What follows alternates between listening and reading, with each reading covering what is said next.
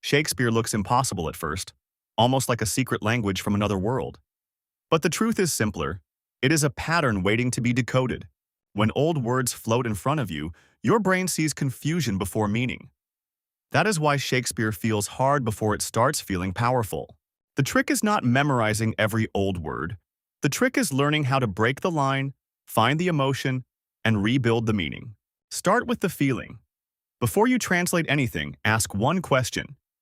Is this line about love, fear, anger, ambition, betrayal, or grief? Once you find the emotion, the sentence becomes less scary. You are no longer chasing strange words. You are following a human feeling. Now look at the word order.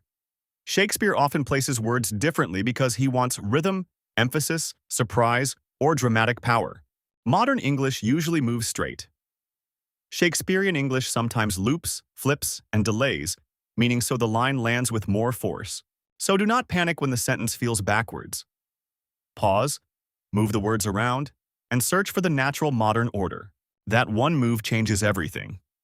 The line stops looking like a locked puzzle and starts becoming a message you can actually understand.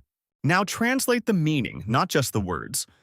A perfect word-for-word translation can still miss the emotion hiding underneath the sentence. For example, an old word may look mysterious, but once you know its function, the whole line becomes suddenly clear.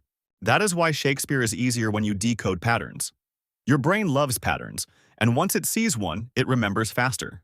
Old English words become modern meaning tiles. They connect one by one until confusion turns into structure, and structure turns into confidence.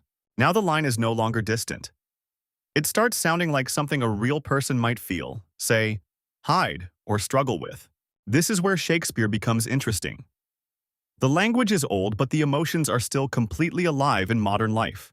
Love still sounds urgent. Fear still feels heavy. Jealousy still twists the mind. Ambition still pushes people into dangerous choices. So the goal is not to make Shakespeare easy by removing the drama. The goal is to understand the drama without getting trapped by the wording. Break the line into meaning blocks. Each small piece gives you a clue. Who is speaking, what they want, and why it matters. Then rebuild those pieces into modern English, not to erase Shakespeare, but to reveal what the line was doing all along.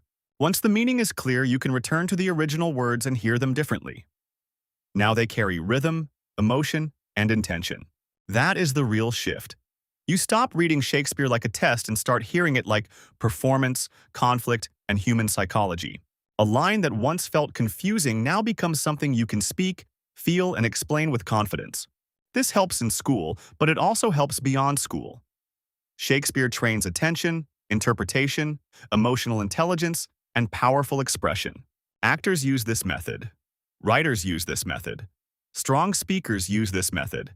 They search for meaning before they perform the words.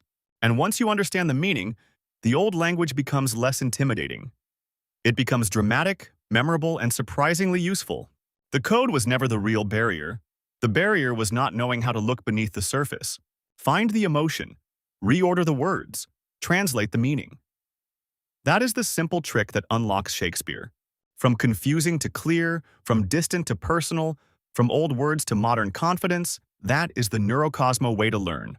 Shakespeare is not just ancient literature. It is a powerful mirror of human feelings, choices, mistakes, courage, love, and ambition. Now the language is no longer something to fear. You can decode it, understand it, speak it, and make it your own.